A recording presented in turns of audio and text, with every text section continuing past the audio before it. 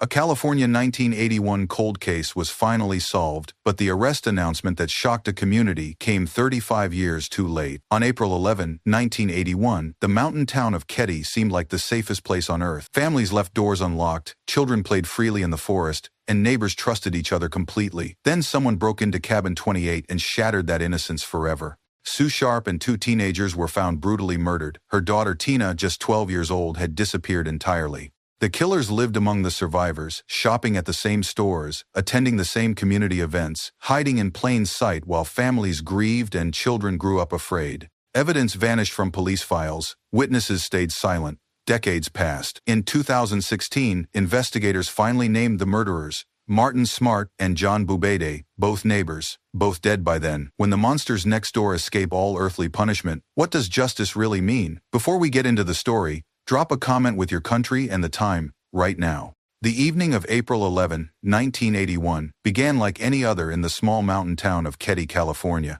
Sue Sharp stood at the kitchen sink of cabin 28, washing dinner dishes while her children played nearby. At 36, she carried herself with quiet strength, her auburn hair pulled back as she worked. The cabin felt warm and safe, filled with the sounds of ordinary family life. Sue's family photo sat on the mantel, 5 children ranging from 5 to 15, all crowded around their mother's smile. It captured a moment of happiness after difficult times. Sue had recently divorced and moved the family to Keddie, hoping for a fresh start in the peaceful mountain community. The resort cabins offered affordable rent and neighbors who seemed kind. "Mom, can I go watch TV at cabin 27? Asked 12-year-old Tina, her voice soft as always. She was the gentle one, with dark hair like her mother's, and eyes that held too much wisdom for her age. "Just for a little while," Sue replied, drying her hands. "Be back by 9. Tina smiled and slipped out into the cool evening air, her footsteps light on the wooden porch. Sue watched her daughter skip toward the neighbor's cabin, never imagining it would be the last time she'd see Tina alive. John Sharp walked slowly through town with his best friend, Dana Wingate. At 15, John stood tall for his age, with broad shoulders that hinted at the man he was becoming. His school ID card in his wallet showed a young face full of possibility, the same face that smiled back from countless family photos. "Think we'll get jobs at the lumber mill this summer?" Dana asked, kicking a stone down the dirt road. At 17, Dana was quieter than John, more thoughtful. He'd been staying at the Sharp cabin for a few days, welcomed by Sue like one of her own children. "Maybe," John said, "Mom could use the extra money." The boys had spent the evening hanging around town, talking to friends and planning their futures.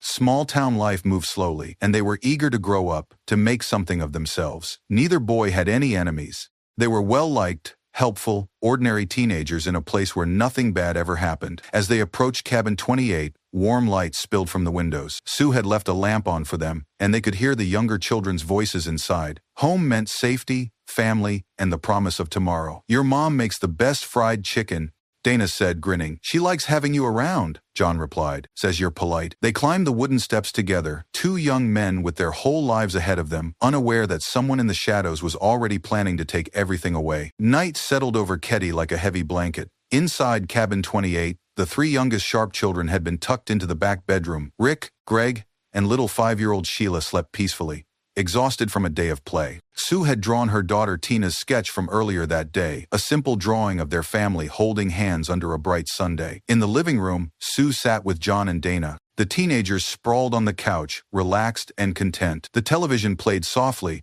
but mostly they talked about school, about plans, about nothing important. These were the moments Sue treasured most, when her family felt complete and safe. "Tina should be back soon," Sue said, glancing at the clock. It was nearly 9. "Want me to go get her?" John offered. "No, she'll come home on her own. She always does." The cabin was quiet except for their gentle conversation and the distant sound of wind in the tall pines. Keddie at night felt protected, surrounded by forest and mountains, far from the troubles of the outside world. It was exactly what Sue had hoped for when she moved her family here. Outside, footsteps approached on the gravel path. Sue looked toward the door, expecting to see Tina's small figure silhouetted against the porch light.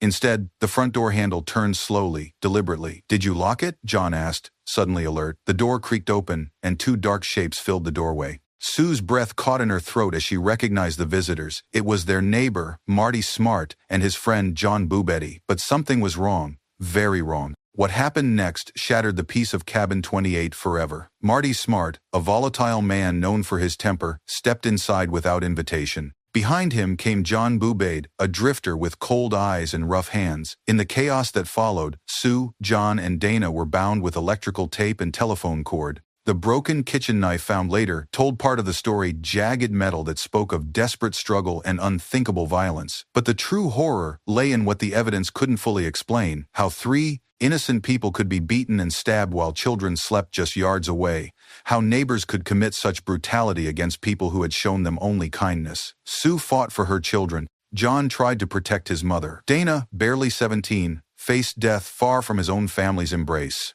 The living room became a scene of unimaginable terror. Furniture overturned, blood splattered across walls that had once echoed with laughter. Through it all, the 3 youngest children remained asleep in the back room. Perhaps shock protected them, or perhaps sheer exhaustion kept them unconscious. They would wake to find their world forever changed, but they would wake alive. By the time silence returned to Cabin 28, 3 lives had been extinguished, and 1 young Tina had vanished into the dark forest. The killers left behind a crime scene so brutal it would haunt investigators for decades, and so carelessly managed it would spawn conspiracy theories and accusations of cover-up. The mountain town that had promised safety had become a place of unspeakable horror, and somewhere in the shadows, the men responsible walked free, confident they would never pay for what they had done. Morning came reluctantly to Keddie on April 12, 1981. Sheila Sharp, just 5 years old, wandered into the living room looking for her mother. What she found instead would scar her for life. The neighbor's 911 call transcript, recorded at 7:50 a.m., captured her panic. There are 3 people dead in Cabin 28. There's blood everywhere. The first responders who arrived at the scene were unprepared for what greeted them. Plumas County was a quiet place where the worst crimes were usually bar fights or petty theft. The deputies who entered Cabin 28 had never seen anything like the carnage inside. Sue Sharp lay in the living room, her body showing signs of both stabbing and blunt force trauma. John and Dana were found nearby. Their young lives ended with shocking brutality. The telephone had been ripped from the wall, and furniture was overturned throughout the room. But where was Tina? The 3 surviving children told police their 12-year-old sister had gone to a neighbor's cabin to watch television. Search teams immediately spread through the surrounding forest, calling her name and checking every cabin, every shed, every possible hiding place. "She's got to be here somewhere," one deputy said, his voice shaking. Kids don't just disappear. But as the hours passed, hope faded. Either Tina had run into the woods in terror and become lost, or something far worse had happened. The discovery at Cabin 28 was horrific enough, but the missing girl added a layer of desperate urgency to an already overwhelming crime scene. Neighbors gathered in small groups, whispering and staring at the cabin wrapped in yellow tape. Their safe mountain community had been shattered in a single night. The initial crime scene photos told a story of chaos and missed opportunities. Plumas County Sheriff's deputies, overwhelmed by the brutality of the murders,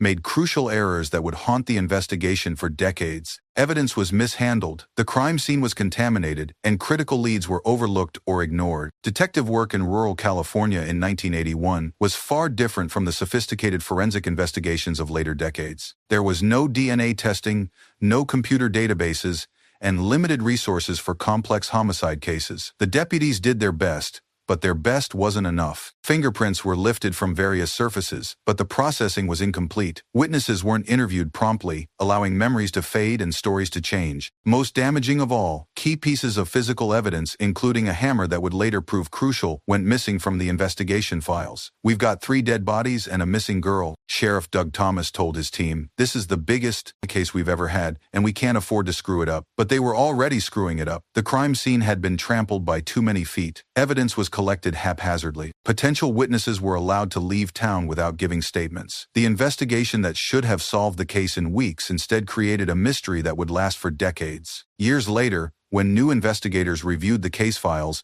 they would shake their heads at the missed opportunities. The original team had worked hard, but they had lacked the experience and resources to handle a case of this magnitude. Their failures would cost the Sharp family dearly. Fear spread through Keddie like wildfire in the days following the murders. Local newspaper headlines screamed about the mountain massacre and terror in Cabin 28. Residents who had never locked their doors began installing deadbolts. Parents kept children close, and neighbors eyed each other with suspicion. Who could do something like this? Became the question everyone asked, but no one could answer. In a community where people knew each other by name, where children played freely in the woods, The idea that killers walked among them was almost too terrifying to accept. Marty Smartt, the Sharps' neighbor, drew immediate attention from both police and locals. He was known for his volatile temper and had been heard arguing with Sue in the past. His friend, John Boubede, was a stranger, a drifter who had recently arrived in town. Together, they made an unsettling pair. "I heard Marty had a fight with Sue about her dog," one neighbor whispered, "and that friend of his gives me the creeps. Always watching, never talking." But suspicion wasn't evidence, and without proof, the two men remained free. They continued to live in Keddie, going about their daily routines, while families grieved and children had nightmares. The fact that potential killers might be sitting in the local diner or shopping at the general store added to the community's growing paranoia. Local law enforcement urged calm while privately admitting they had no solid leads.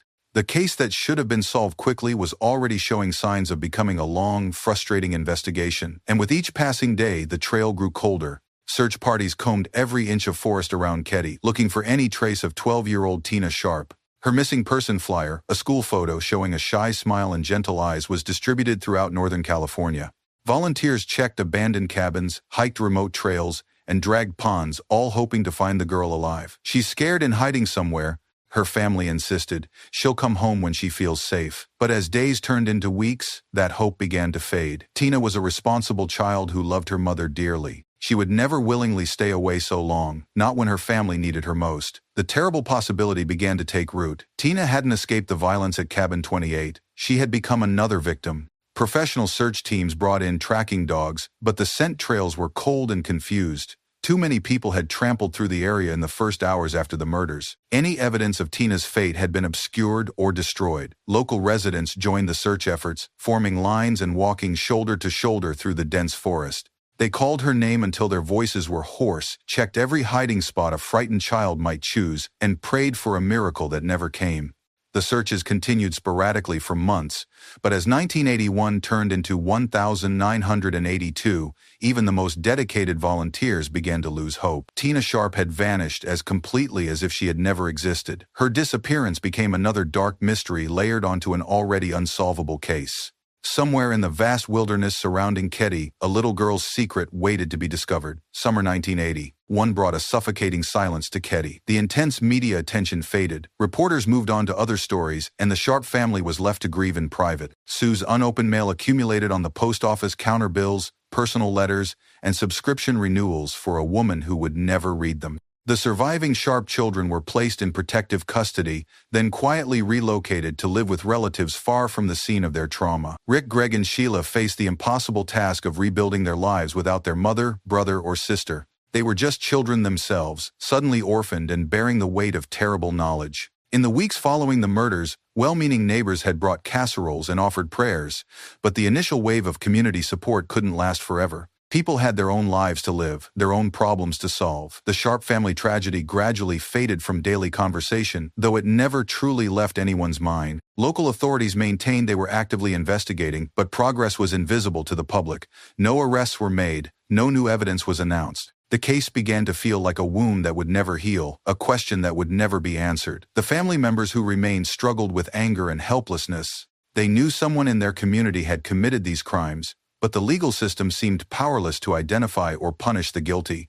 Justice, it seemed, was just another casualty of that horrible night in Cabin 28. As the anniversary of the murders approached, the silence felt heavy and permanent, broken only by whispered conversations about what really happened and who was responsible. Whispers in Keddie's small cafes and bar rooms often centered around Marty Smartt. Several witnesses later claimed they heard him make incriminating statements, but these witness statement drafts were never formally submitted to police. Fear, confusion, and a misplaced trust in law enforcement's competence kept crucial information buried. "I heard him bragging about it," one local confided to friends, said he took care of the Sharp family, but he was drunk, and I thought he was just talking tough. Another witness recalled seeing Smartt cleaning out his truck in the early morning hours of April 12, 1981, just hours after the murders. The truck bed had been hosed down thoroughly, and Smartt seemed nervous, agitated. But when questioned by police, this same witness claimed to remember nothing unusual. John Boubede, Smartt's drifter companion, remained largely in the background of these rumors. He was seen as Smart's follower, dangerous but not necessarily the ringleader. His quiet presence made people uncomfortable,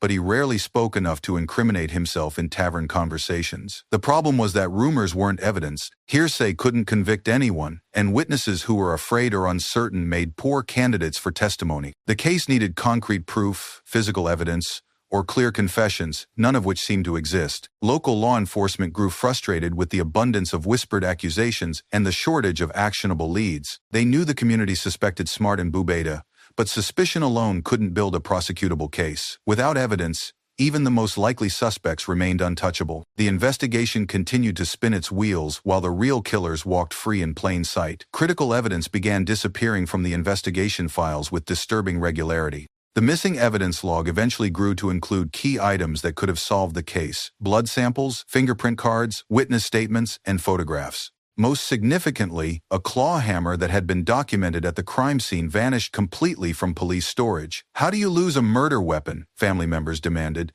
but investigators had no good answers. The evidence storage system was informal and poorly managed. Items were checked in and out without proper documentation, and some pieces simply disappeared into the bureaucratic void. The missing hammer was particularly significant because neighbors later reported that Marty Smart's toolbox was missing exactly that type of hammer after the murders.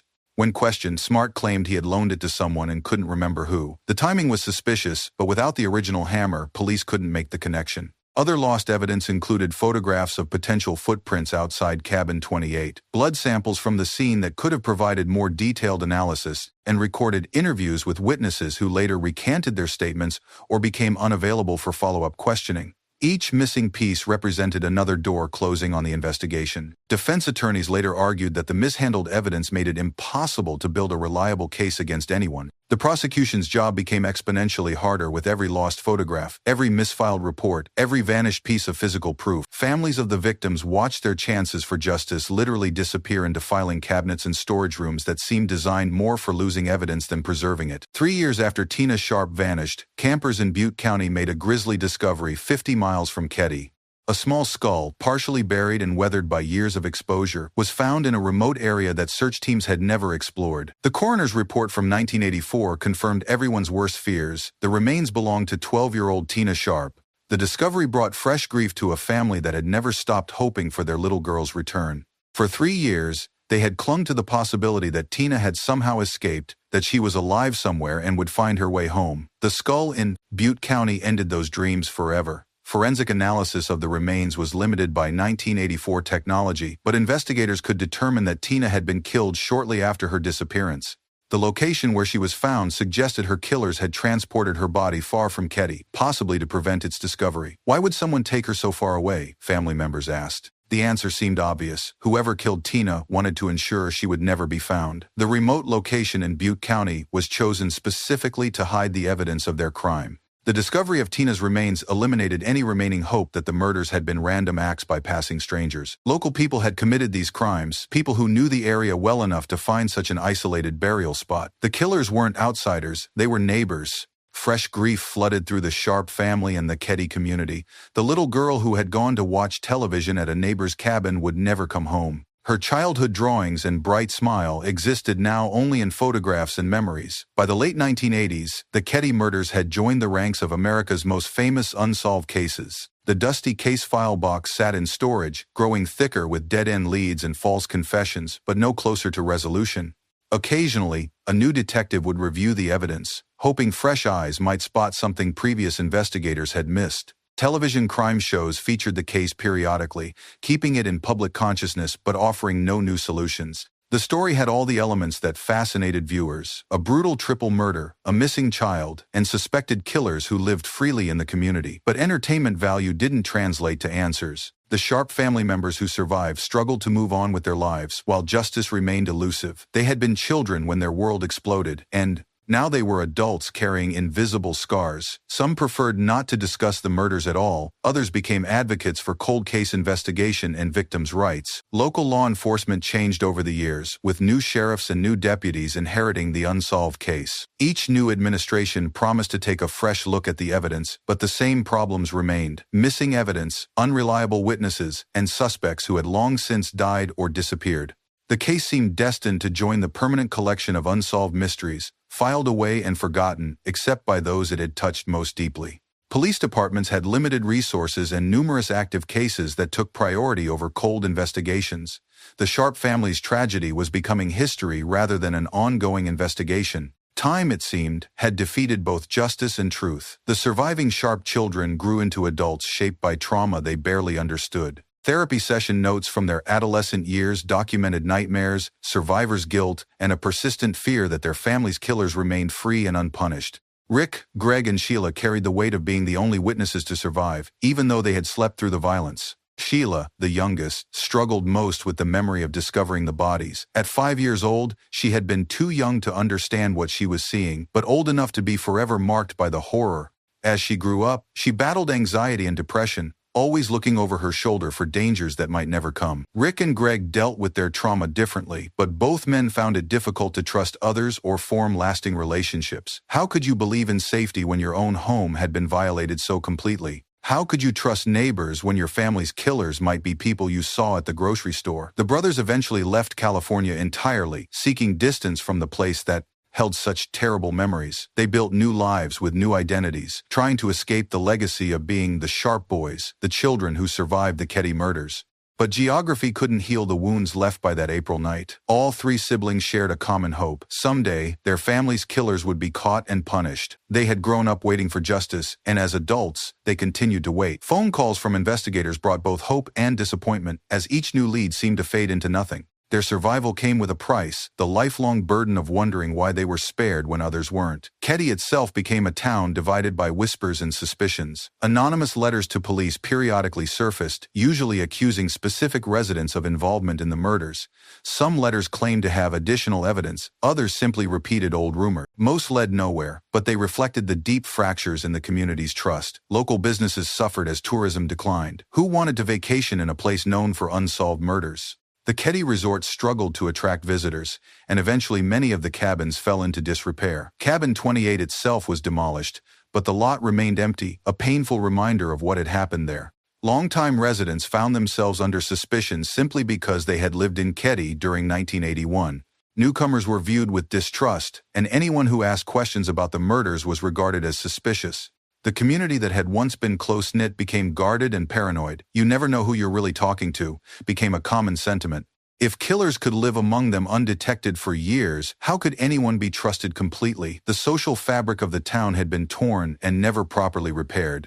Some families left Keddie entirely, unable to live with the constant reminders of unsolved violence. Others stayed but changed their habits, locks were installed, children were watched more carefully, and neighbors were viewed with greater caution. The innocence of small-town life had been permanently destroyed. The murders had created two distinct populations in Keddie, those who believed they knew who was responsible, and those who worried the killers might be anyone. Both groups lived with the understanding that justice had failed them, and they were on their own. In 2013, 32 years after the murders, Plumas County Sheriff Greg Hagwood made an announcement that stunned the community. The Keddie case was being officially reopened. The case reopening order represented a new commitment to finding answers, backed by modern investigative techniques and fresh perspectives. "This case has never been closed," Sheriff Hagwood told reporters, "but now we're dedicating specific resources and personnel to solving it. These families deserve answers." The decision to reopen the case came after years of pressure from victims' families, true crime enthusiasts, and journalists who had never stopped investigating. New DNA testing techniques offered hope that evidence from 1981 might finally yield usable results.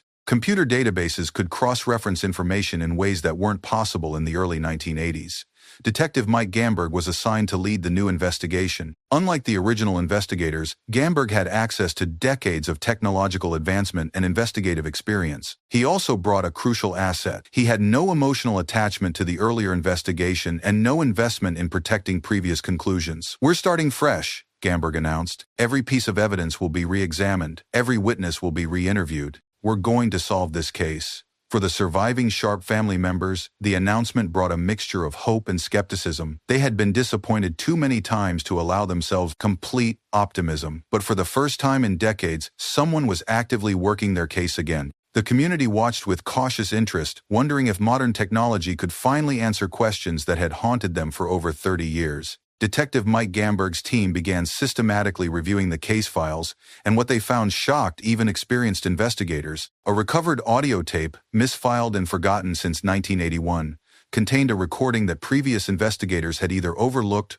or chosen to ignore. The tape captured a conversation between two men discussing the Sharp murders in detail that only the killers could have known. The voices belonged to Marty Smartt and Boubede, recorded without their knowledge by someone who later submitted the tape to police. The recording quality was poor, but forensic audio analysis confirmed the identities of the speakers. "We got them good," one voice said on the tape. "Nobody's going to miss that bitch and her brat." The conversation continued with references to specific details of the crime scene that had never been made public. The men discussed how they had bound the victims, where they had disposed of evidence, and their confidence that they would never be caught. Most significantly, the tape included Smartt admitting to taking Tina Sharp away from the cabin. "Had to get rid of the little one," he said. "She saw too much." The existence of this recording raised uncomfortable questions about the original investigation. How had such crucial evidence been overlooked? Had it been deliberately buried, or was it simply another example of the investigative incompetence that had characterized the case from the beginning? Regardless of how the tape had been lost, its rediscovery provided the first concrete evidence directly linking the suspected killers to the murders. After 32 years of speculation and rumor, investigators finally had proof. In 2014, a search team working with new technology made another breakthrough discovery. Using ground-penetrating radar and metal detectors, they located a rusted claw hammer in a pond near Keddie. The weapon matched exactly the type of hammer that had gone missing from Marty Smartt's toolbox following the murders. Forensic analysis of the hammer revealed traces of blood that, despite decades underwater, still contained enough genetic material for DNA testing. The results confirmed what investigators had long suspected. The hammer had been used in the attacks on the Sharp family and Dana Wingate. The condition of the hammer suggested it had been thrown into the pond shortly after the murders, probably during the same night. The location was remote enough that it could have been discarded without being observed, but close enough that someone familiar with the area could find it easily. "This is the murder weapon," Detective Gamberg announced to the media. "We now have physical evidence directly connecting Marty Smartt to these crimes." The discovery of the hammer also explained why investigators in 1981 had been unable to solve the case despite having strong suspects. Without the murder weapon, they lacked the physical evidence necessary to file charges. The hammer's disappearance from the evidence storage, whether through incompetence or deliberation, had effectively protected the killers. Forensic testing also revealed fibers and hair samples on the hammer that matched materials found at the crime scene. The weapon had not been cleaned before disposal, suggesting the killers had been confident it would never be found. After 33 years underwater, the hammer finally emerged to bear witness against the men who had wielded it in violence. By 2015, Detective Gamberg and his team had compiled an evidence summary report that painted a clear picture of what had happened in Cabin 28. The combination of the recovered audio tape, the murder, weapon, witness statements, and circumstantial evidence created a compelling case against Marty Smartt and Boubede. The evidence showed that Smartt had nursed a grudge against Sue Sharp over various neighborhood disputes, including complaints about her dog and her children's noise. Boubede, desperate for money and shelter, had been easily recruited as an accomplice. Together, they had planned and executed the murders, believing they could intimidate or eliminate witnesses and escape justice. The brutality of the attacks suggested the killers had intended to send a message to the community. This was what happened to people who crossed them. The systematic binding and torture of the victims indicated planning and premeditation, not a crime of passion. Most tragically, the evidence suggested that Tina Sharp had been alive when the killers took her from the cabin. Phone records showed calls made from the Smartt residence in the hours following the murders, possibly to arrange disposal of Tina's body. Her remains in Butte County confirmed she had been transported far from Keddie before being killed. DNA evidence from the hammer matched samples taken from all three adult victims, proving it had been used against Sue, John, and Dana. The weapon had been swung multiple times, indicating a sustained and vicious attack. The case that had seemed unsolvable for decades now appeared straightforward. Two local men had committed murder, covered up their crimes through intimidation and evidence destruction, and lived freely in the community for years afterward. On April 11, 2016, exactly 35 years after the murders, Plumas County Sheriff Greg Hagwood held a press conference that captivated the nation. The press conference transcript became a historic document, finally providing official answers to questions that had haunted a community for decades. After 35 years of investigation, we have identified the perpetrators of the Keddie murders, Sheriff Hagwood announced to a packed room of reporters, family members, and community representatives. The room fell silent as Hagwood continued. Based on the evidence we have reviewed and the new discoveries made by our investigation team, we have concluded that Marty Smartt and John Boubede were responsible for the deaths of Sue Sharp, John Sharp, Dana Wingate, and Tina Sharp. The announcement sent shockwaves through the audience. After decades of speculation, rumor, and frustration, law enforcement was finally naming names. The killers who had lived among them, who had attended community events and shopped in local stores, were being officially identified. Both suspects are deceased, Hagwood continued, but we want the families and the community to know that we have solved this case. Justice may be delayed, but the truth has finally been revealed. The press conference included a detailed presentation of the evidence, the audio tape, the recovered hammer, witness statements, and DNA analysis. For the first time, the public could see exactly how investigators had reached their conclusions. The announcement made national headlines and brought closure to one of California's most notorious cold cases. But for the families involved, the news was bittersweet. They finally had answers, but they would never see the killers face trial. The Sharp family's victim impact statement, read at the press conference, captured both the relief and grief that came with finally learning the truth. After 35 years of wondering, waiting, and hoping for justice, they had their answers, but the cost had been enormous.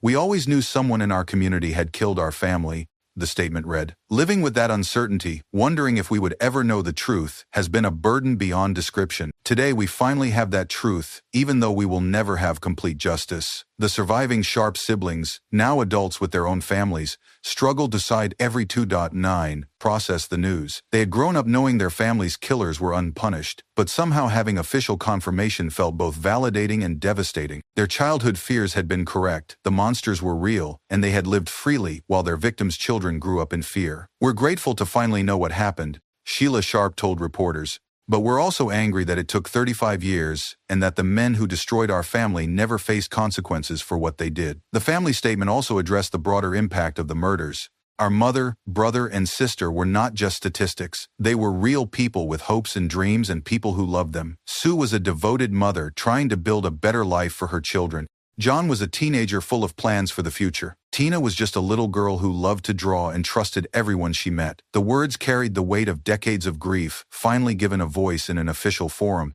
An adult photo of the Sharp siblings, taken after the press conference, showed 3 people who had survived the unthinkable. Rick, Greg, and Sheila stood together, their faces bearing the lines of premature aging that trauma brings, but also the strength that comes from enduring the unendurable. We've spent our entire lives as the Sharp children, Rick said in interviews following the announcement. Now maybe we can finally be something else. The siblings had taken different paths through their trauma. Rick had become a mechanic, finding solace in fixing things that could be repaired, unlike his family's tragedy. Greg had joined the military, seeking structure and purpose in service to others. Sheila had become a counselor, helping other trauma survivors navigate their own healing journeys. All 3 had struggled with relationships, trust issues, and the persistent fear that violence could strike again without warning. They had lost not just family members that night in 1981, but also their ability to feel truly safe anywhere. We learned to be strong because we had to be, Sheila explained. But strength shouldn't be something children have to learn that way. The siblings maintained close relationships with each other, bound by shared experience that no one else could fully understand. They had been each other's witnesses, protectors, and sources of comfort through decades of uncertainty. Now, with the case officially solved, they faced a new challenge, learning to live with certainty rather than questions, with answers rather than hope,